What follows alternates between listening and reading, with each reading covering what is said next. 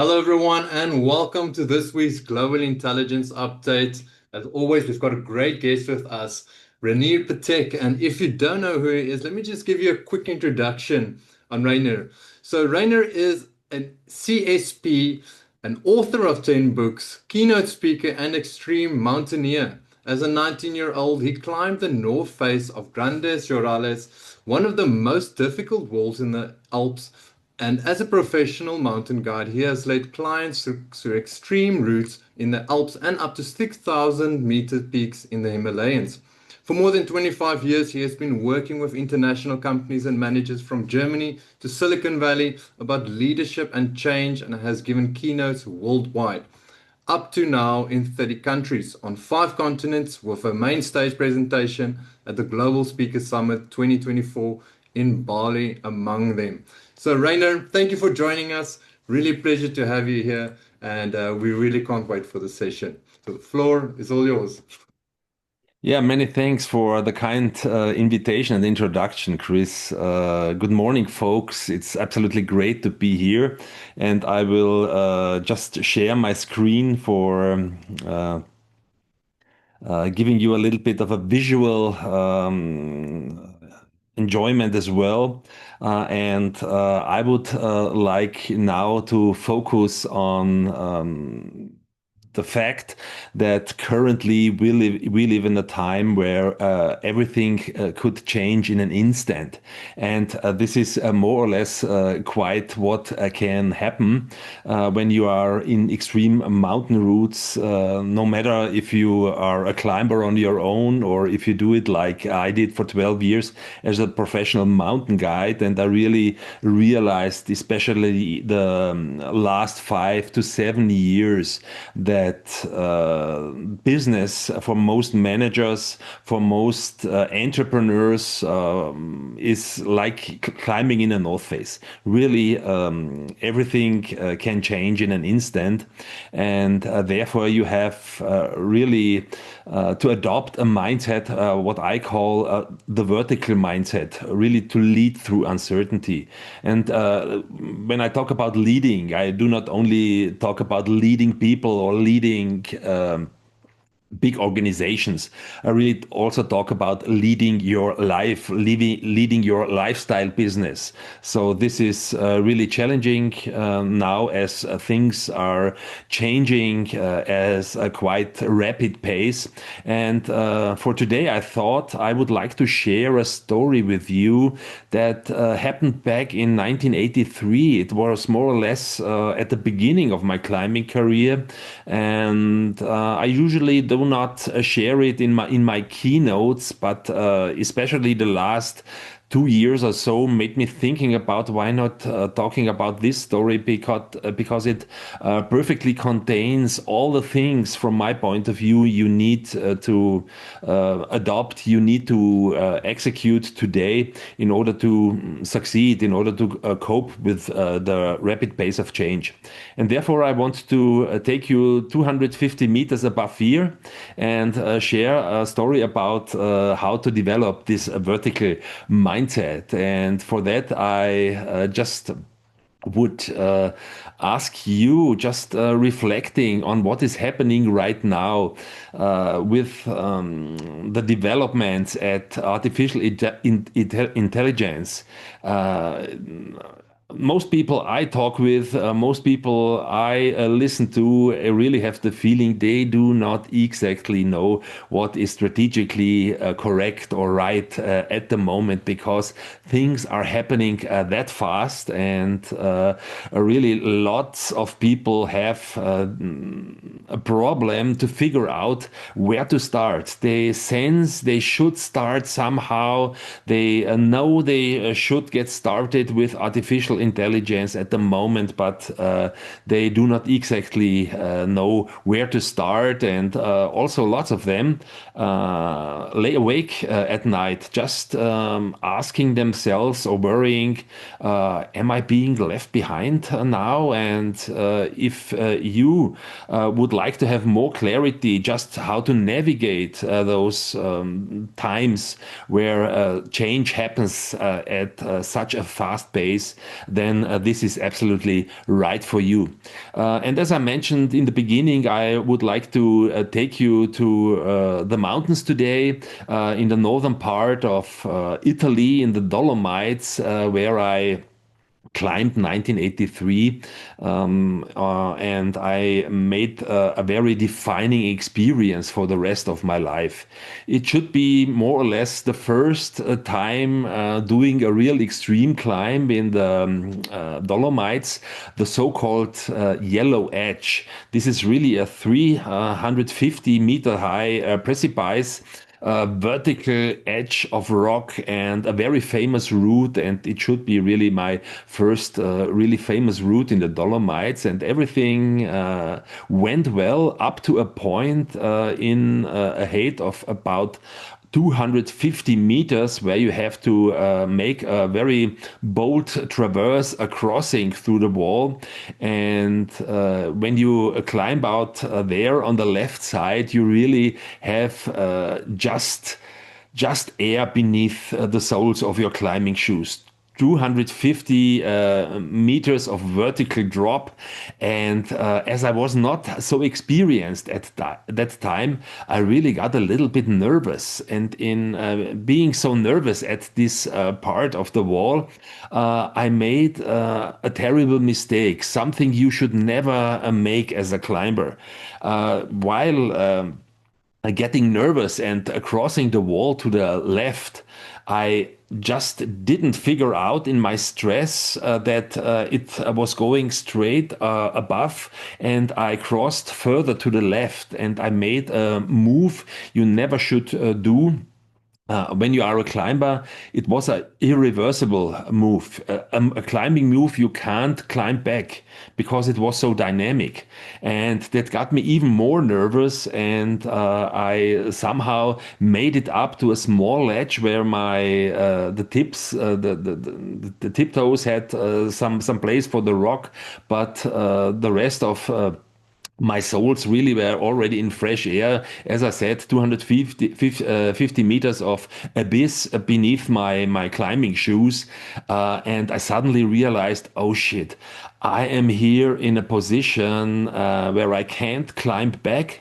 And above me, there is an overhang. It doesn't go really up here as well. So I'm in a position having power and energy for holding myself to the wall for maybe 3 or 4 minutes, but then I would run out of power and I would fall down. I would fall down. And that got me even more nervous. And I began just to staring between my legs down to the ground, to the abyss, and just imagine myself what would happen in 3 minutes when I would be completely out of power and energy. Where would I fall? Would I get somehow crashing to the wall? How would this be? And I really had the worst case scenarios in my mind. But suddenly something very fascinating happened, because in midst of that struggle, in midst of that chaos of that situation, I realized that I just was looking down to the ground all the time. So I observed myself observing. And I realized I am looking down to the ground, and I am here because I'm a climber, and the climber usually wants to climb up. He wants to go to the summit, at least to the end of the wall. And I tried to look up where it maybe could go up. And I realized that I was so close to the wall, so trembling, not being able to see my way forward. And then I decided to do something very crucial. I really took a deep breath and decided to lean back out of the wall. Lean back and get in a different perspective. Although it was just 50 centimeters leaning back, it was enough to be able to look above the overhang that was above me. And I saw, oh, there are some handholds over there, and the handholds would lead a little bit to the left and would lead to a crack where I could continue the climb and get back to the original route, as I was on the wrong position in that moment. And that really opened up a new perspective for me. There was a way out here. And I just had to look down to the ground again and reassessed more or less my situation, and just became very, very clear about the risk, because I could decide really trying to get over this overhang and get to the crack where I could continue the climb. If I would try, at least I would have the chance to be successful, or I could wait here until I would run out of power and out of energy, and then I would fall out of the wall and down. So for me, it became clear in that situation the risk of not to try it, the risk of not to change my position was just bigger than being a little bit bold and trying it. And then I did something important for me as well, because my climbing partner Tom was on the right side of me, and I asked him if he could just look above and see something that would give me a little bit of reassurance that my assessment was right, that my decision would be right. And he just confirmed, Rainer, over the overhang, the route goes directly to that crack. You can continue that climb, and you will come back to the on the right route if you take that. And I'm sure you will be able to do that. So this was something that gave me, in addition, a little bit more. Courage, a little bit more power, and therefore I just decided to climb up here in this overhang. I tackled the overhang, mastered it, got into that crack, and could continue the climb afterwards on the right route, and everything went well. So just a very extreme situation I was in, but it was really a lesson for my life. And especially if I come back now again to the current situation we have.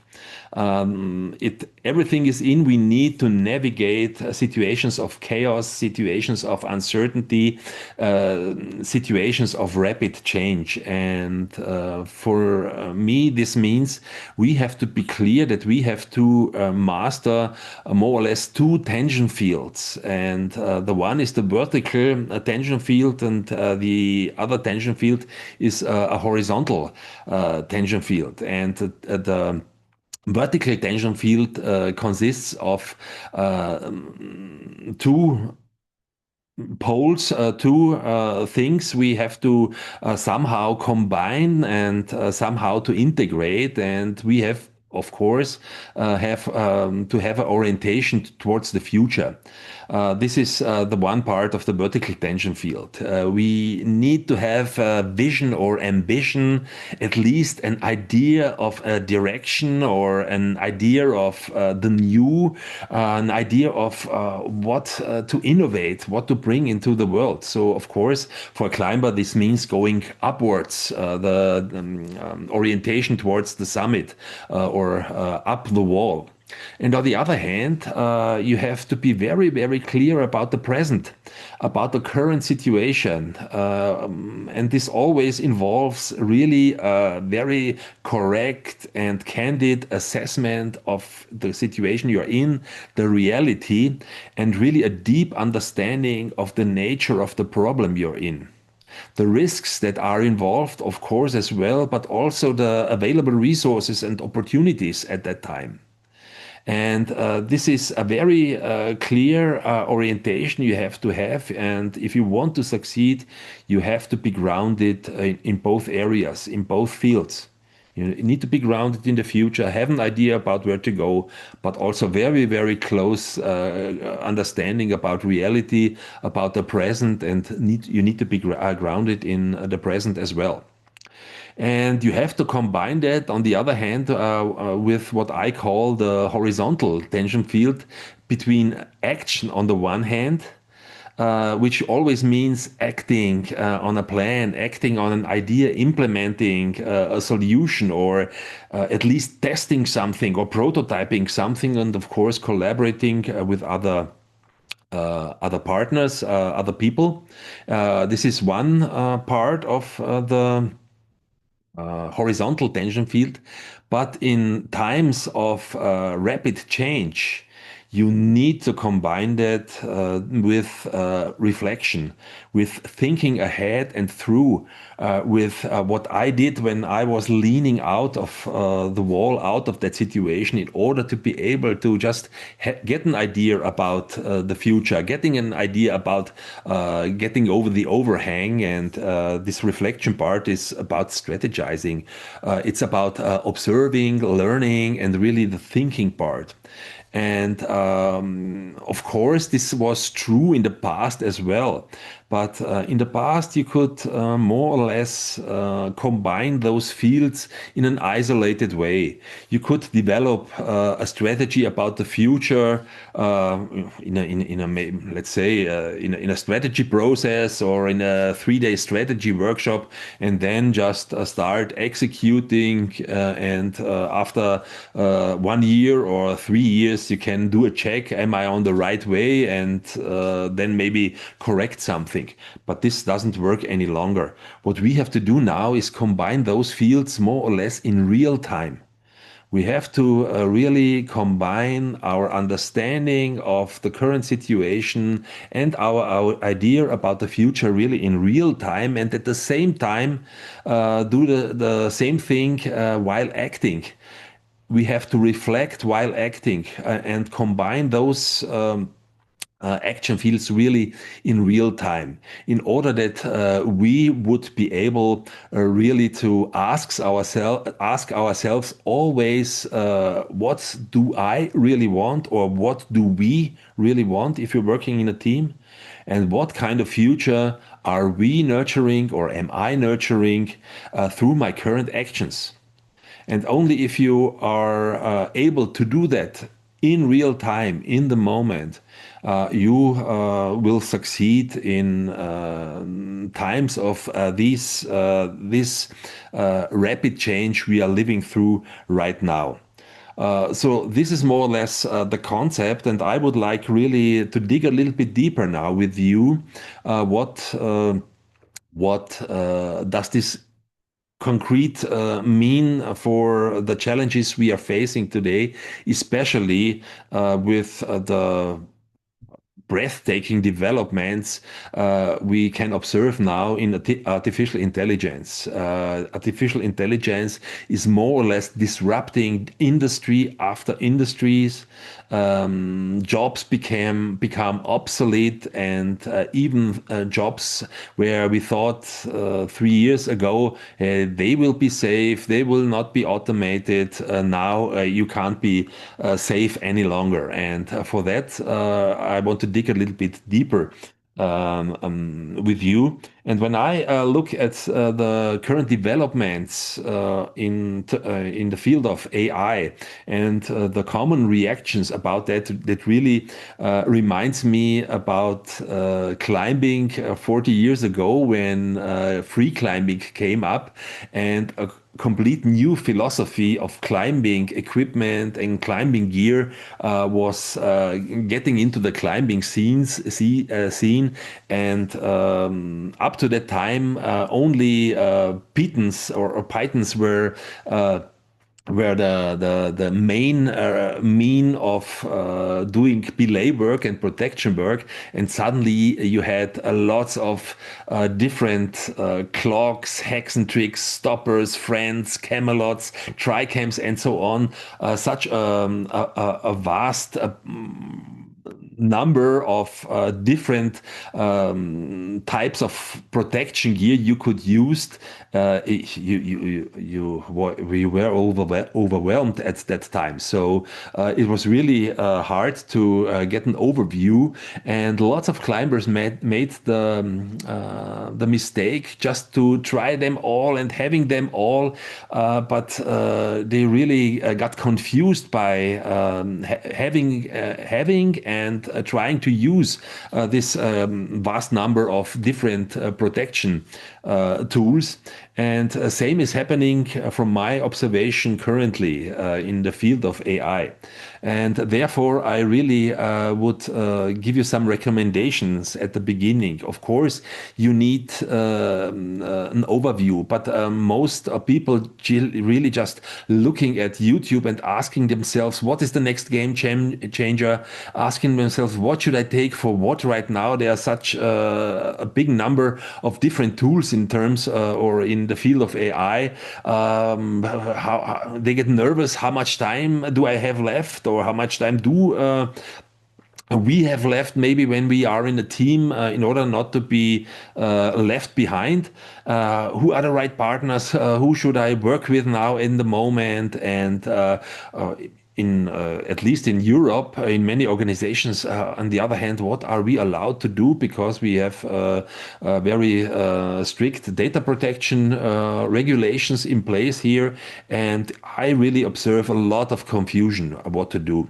And I really learned from mountain climbing, and this is a recommendation to do, focusing on a few tools that really serve your purpose, and learning to master them is the way. This is the way to get out of this AI tool paralysis. A lot of people are currently in at the moment. I really, as a climber, focused really on a few tools. It was friends, it was stoppers, it was tricams, and I just tried to get a feeling to develop a mastery in working with them. And of course you need in terms of AI an overview what's happening in the field right now in order to evaluate what is really right for you. But do not start with the tools at the moment. Really ask yourself selves, what are the use cases really towards our customers?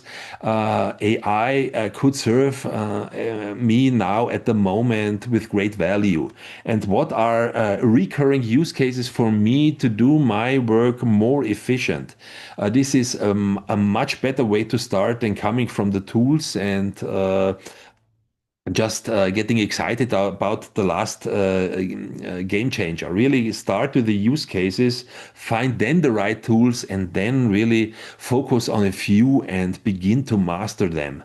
So this is, from my point of view, the biggest lever you can take at the moment.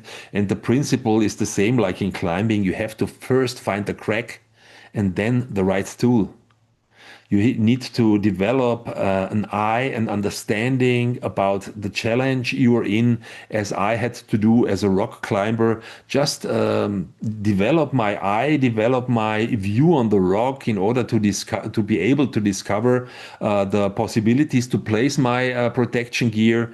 And if you do that, and then you will discover that you can use them even on the craziest situation and the craziest places, and they will give you safety. So this is my first thought I would like to share with you. Really think about the value you can add for your customers, for yourself in your work. Think about the use cases, and then really decide for a few tools at the moment, and apply them. This is the best way to deal currently with the breathtaking developments in the field of artificial intelligence. But let's now get back to the framework we talked about before, the two dimensions I talked about, the one tension field between future and the present, and on the other hand, between action and reflection. I want to dig deeper, a little bit more in those fields and take a closer look with you. When I talk about the future, I mentioned that this is about vision, ambition, direction, innovation, or at least an idea of the new. And there are some core principles that will help you to really handle your future in the most productive way.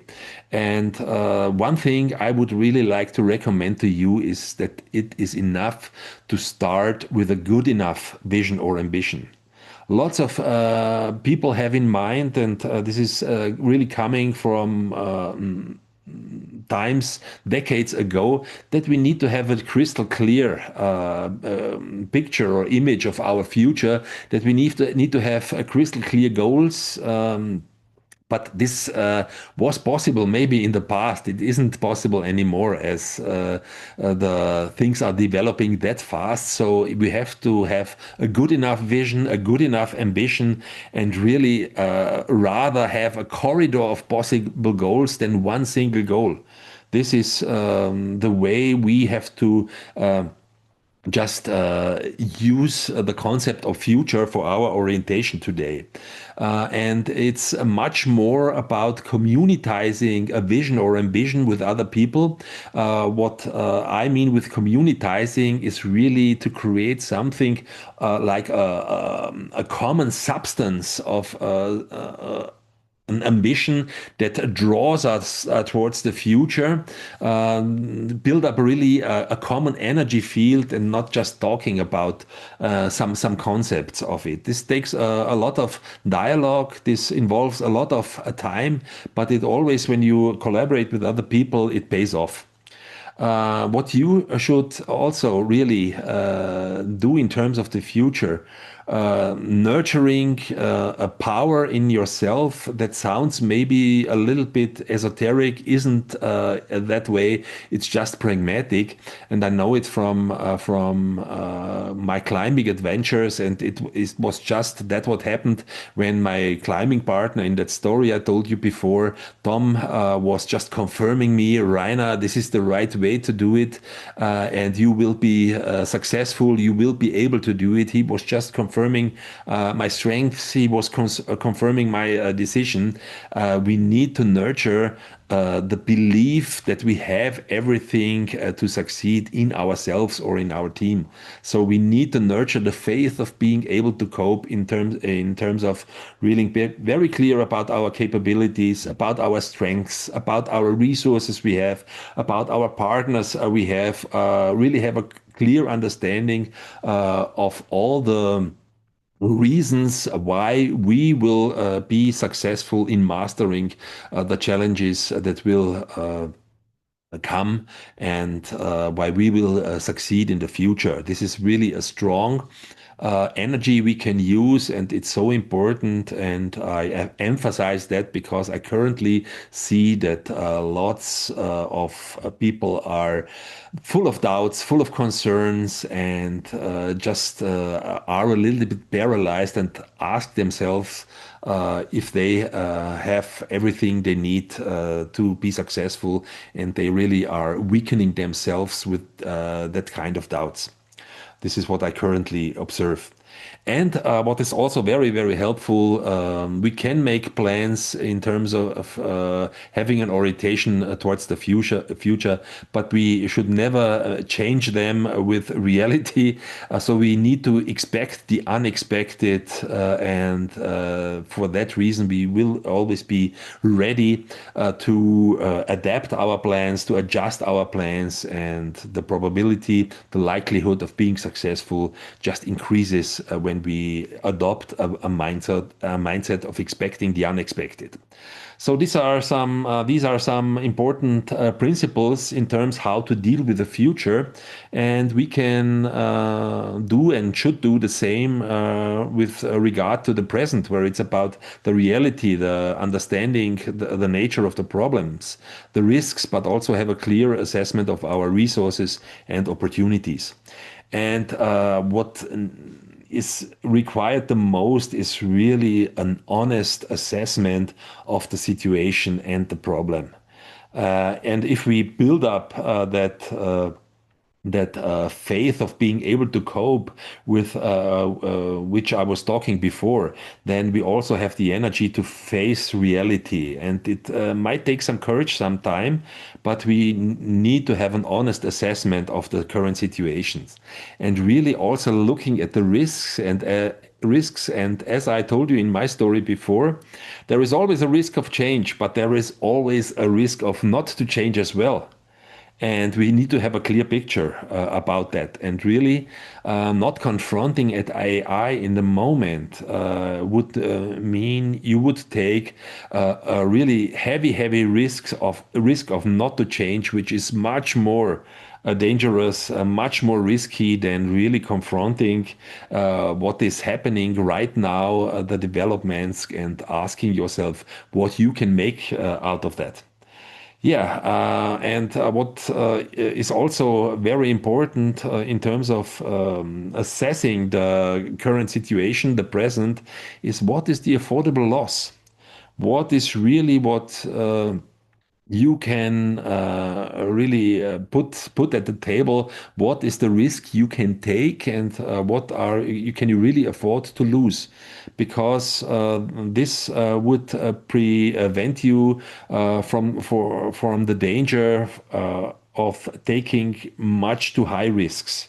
So we need to be very clear what is the affordable loss at the moment, and maybe making not the biggest investments at one time when you are not clear if it will pay off. And I will come later to that, uh, that we need to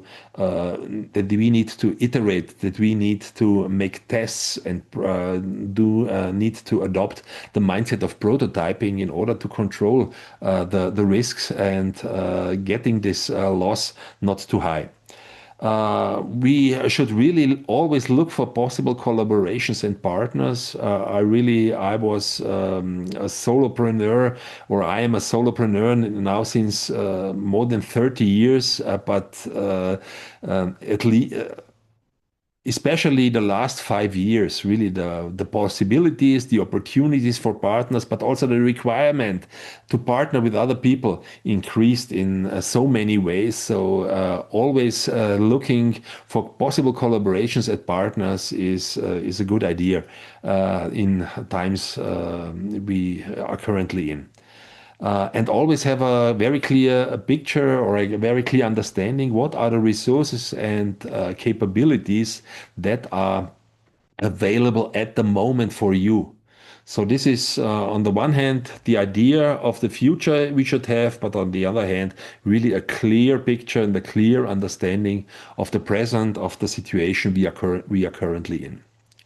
Yeah, but how to combine now the future and the present? And I discovered really that the most powerful tool we can use to bring the future and the present together is thousands of years old.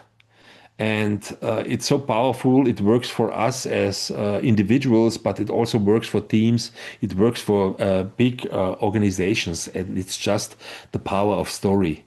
We need to have a story that gives us meaning, that is able to create community, and that has something in it which I call the pioneering spirit.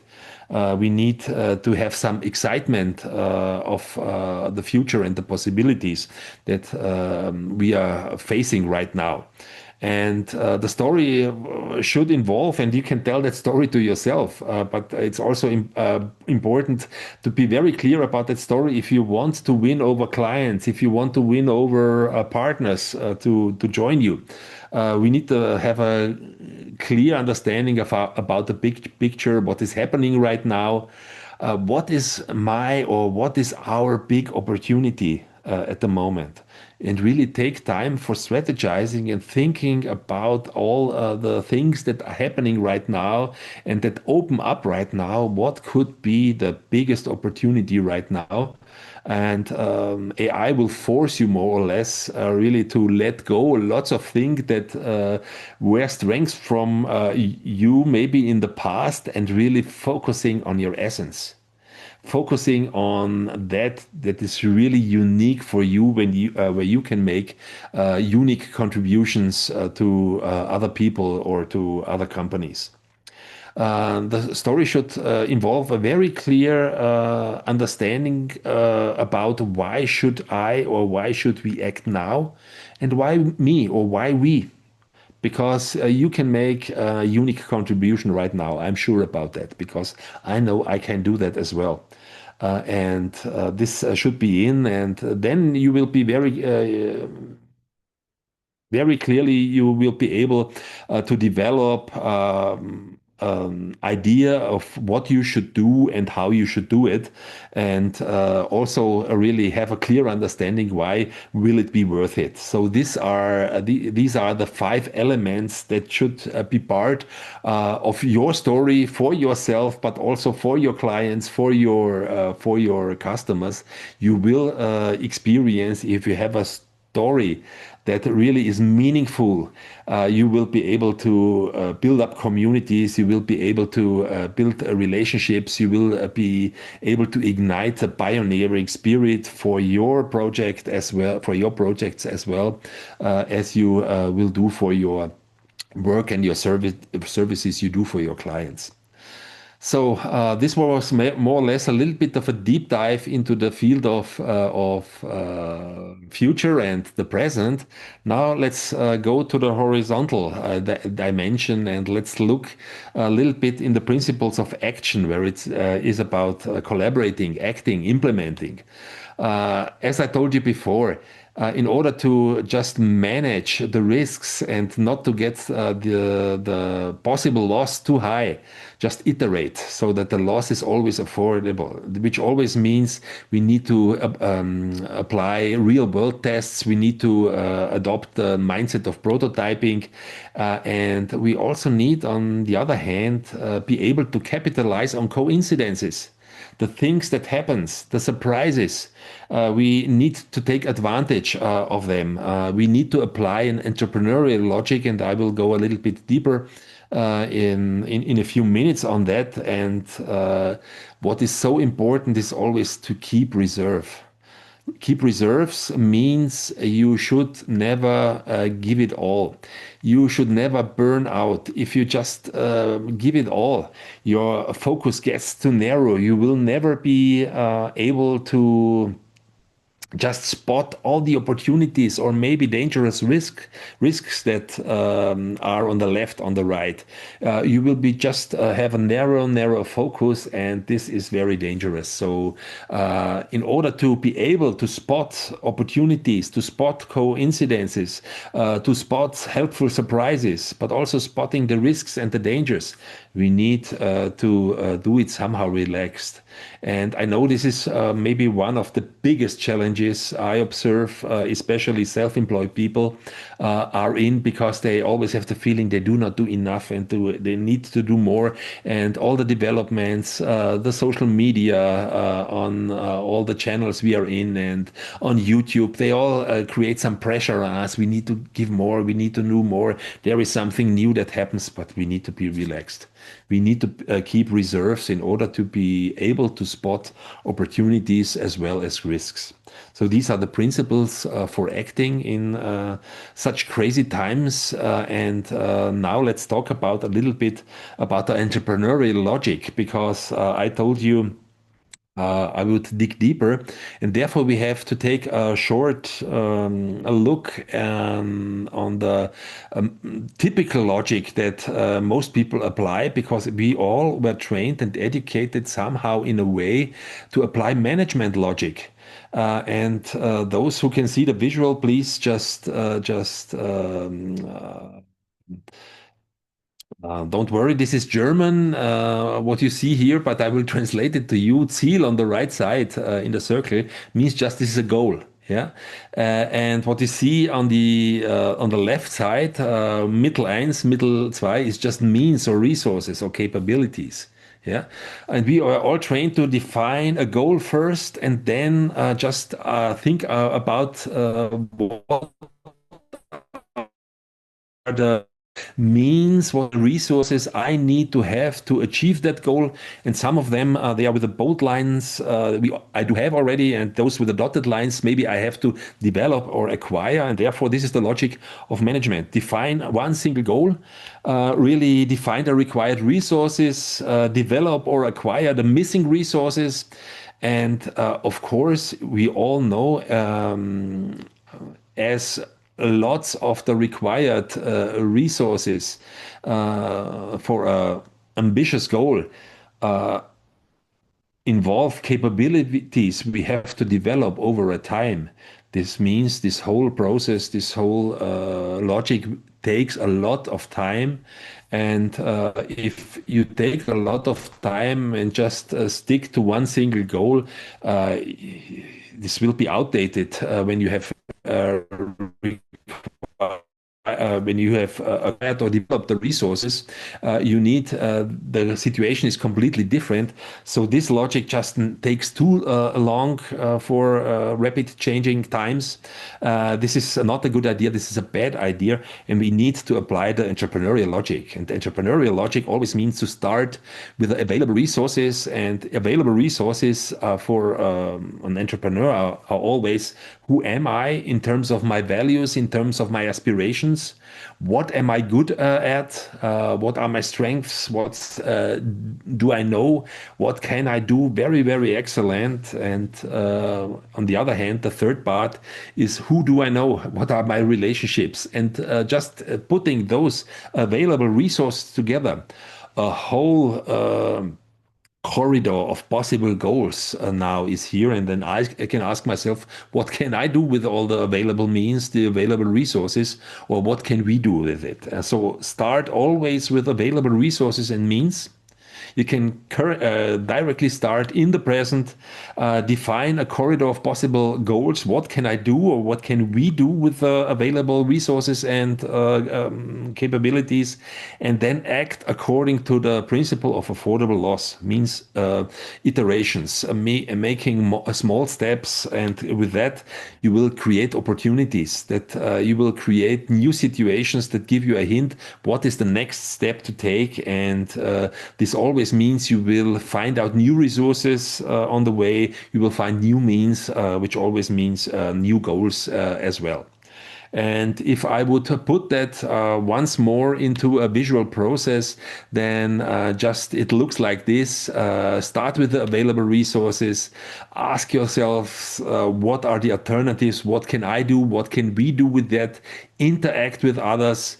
You will make agreements with others, and this always means you will have or define new goals, which lead to new products, offers, or target groups, or you will come up with new resources, which always means more resources, more opportunities, and you can start the whole process in the beginning. And this is a circular process. This is an ongoing process you do again and again.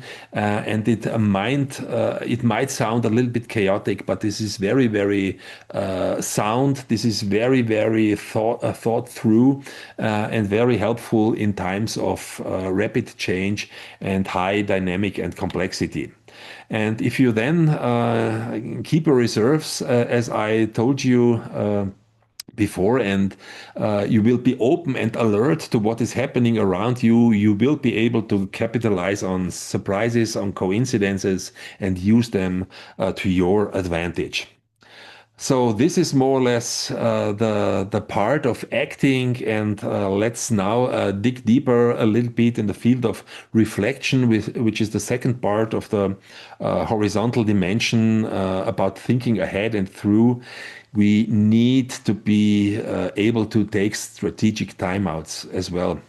Again and again, create the time, make the time to think, to lean back, and just bring some orientation and some structure in all the chaos that is happening around us. For that, I really recommend every leader, every business person, in midst of all the noise, in midst of all the change and the acceleration, uh, take some places of silence. Find places of silence where you can take really offline time, switch off all devices and just take your time for thinking, but also find places for new observations. Because I discovered that new ideas always come out of a combination of having places of silence and, on the other hand, having the opportunity to make new observations that somehow magically combine in our brains and you come up with a new inspiration out of that. And I would really recommend everyone to use learning settings, means masterminds, as Mike and Landy are doing it. You can create that on your own. You can join an existing mastermind. It's such a helpful thing, and it pays off the time and the money involved all the time. So these were my recommendations for the four fields we looked at: the future, the present, the action, and the reflection. And I know from lots of conversations that sometimes people say, yeah, this is right. But if I would be 30, or if I would be maybe 35 or 40, then I would do this. But now I'm 60, I'm 65. I'm not sure if this is something I should start. I would just share at the end the story of Ludwig, a client of mine when I was a mountain guide 30 years before. And that you should never underestimate what you will be able to do at an older age.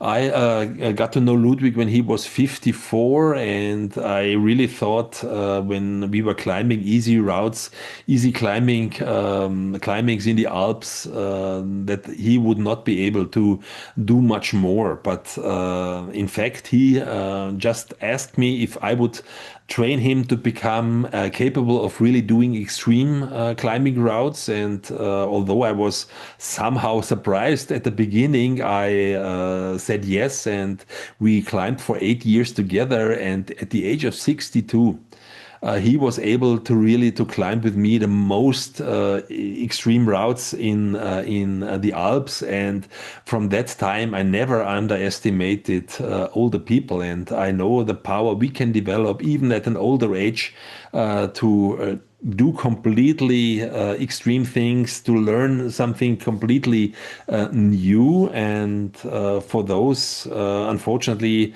that are just listening to the podcast, the following video will not be available. But for those who are alive here I just have a short video, because when I climbed with Ludwig up to his age of 62 as a mountain guide, this was more or less 24 years ago. And now he is 86, and he still climbs. And we met last year for a climbing adventure in the Dolomites in northern Italy. And just when you look at the short video clip right now, just have in mind that this guy I was climbing with was 86 at that time. And for that, just please enjoy the video.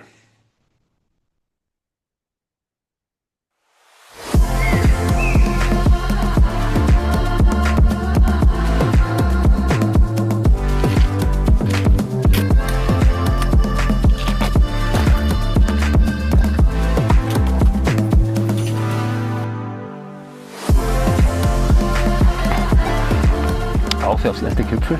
Ja, und dann queren wir oben über wundervolle Platten ausgesetzt auf zum Gipfel.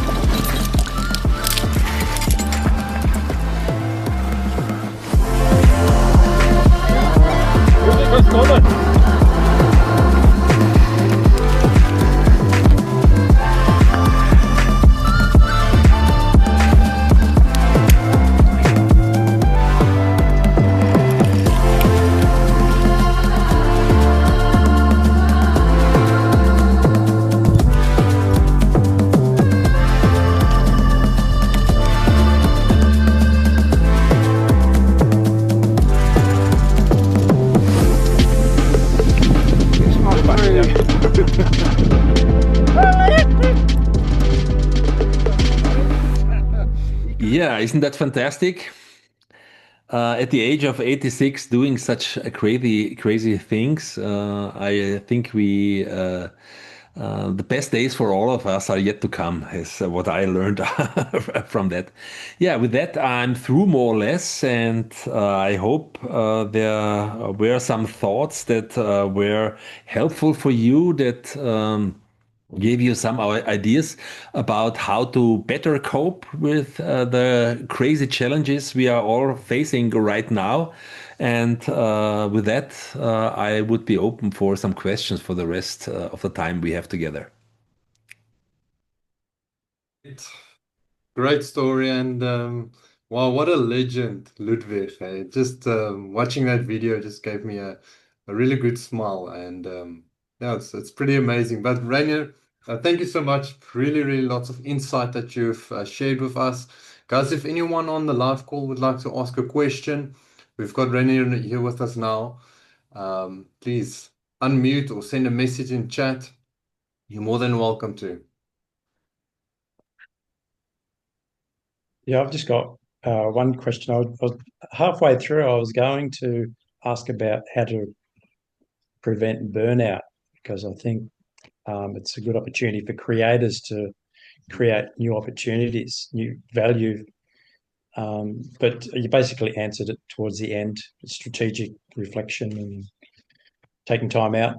I have the feeling, Rowdy, that really it is so important to think what you think it is right, and what your heart tells you that is right, to bring that in alignment. So what I observe in my work, and I do a lot of sparring and coaching with leaders, and when I observe burnout, it's very often really hunting something that is in our mind, that is not our true self. It's more or less others' expectations we think we have to fulfill, and that are not really ours. And we tell ourselves we have to do this, but it's not really ours. And as often as I see leaders, and with leaders I mean women as well as men, as often as I observe leaders that just really do what their heart tells them to do, and you can tell this serving a purpose, or whatever is meaningful for you, really using their strengths, and really just let go expectations of others, and just ask yourself, what am I really good at, and what is the solution, or what is the problem out there in the world where I'm the best solution for, the likelihood of burnout really decreases. And if you then just slow down and keep the reserves while going, in order just to always have in mind, this is not about being lazy or procrastinate. This is really strategically necessary in order to see everything that is relevant. Then I think the risk of burning out is not that high. Okay, great. Thank you. Yeah. Awesome. Anyone else like to ask a question? Looks like we're all good. Rainier, yeah. Just feel like maybe one question from my side. Each of you, one short idea. What was an idea, or a helpful thought where you said, "Hey, this is great. I should think about that." Was there anything there? Now we're putting them on the spot. Yeah.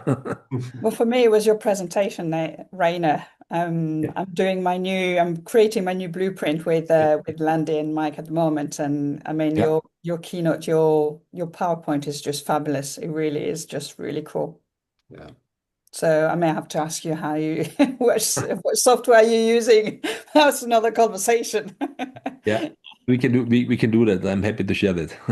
But you can share that now. I can share that now as well. It's PowerPoint. But I really, as I told you, I think it was in the field of action. I think looking for collaborations, looking for partners is a crucial thing. And I could do it, of course, on my own somehow, but really looking who are the magicians for a PowerPoint on the market, who are the best guys available, and really paying them a good salary. Just having the idea of having an outstanding visual is just the secret. Everything else then is a co-creative process. You iterate, you work with them, you share ideas. But I really it's you need it's a five-figure number. It's not a too low five-figure number you need for such a presentation, but then it's outstanding. And I have had the experience; it always pays off. Great. Well, I think that's going to be it for us today or this week. So just want to say thank you again, Rainer, for joining us. And I really appreciate all the stuff that you shared. Really insightful and loving story. And also nice to learn about Ludwig. What a legend of a guy. And that's the one thing that stick with me. I want to answer it as well. Is when you said, looks like there's something to look out for when you get older. Hey? So that's awesome. So yeah, I just want to say thank you for that, and also thank you for the live viewers that were here, and all the offline guys that are listening, ladies and gentlemen. We really appreciate all your support. It means a lot to us, and I hope you get some good quality information out of this. Thank you, everyone. Have a great week ahead, and we'll see you again next week. Bye bye. Cheers. Nice meeting you. Thank you.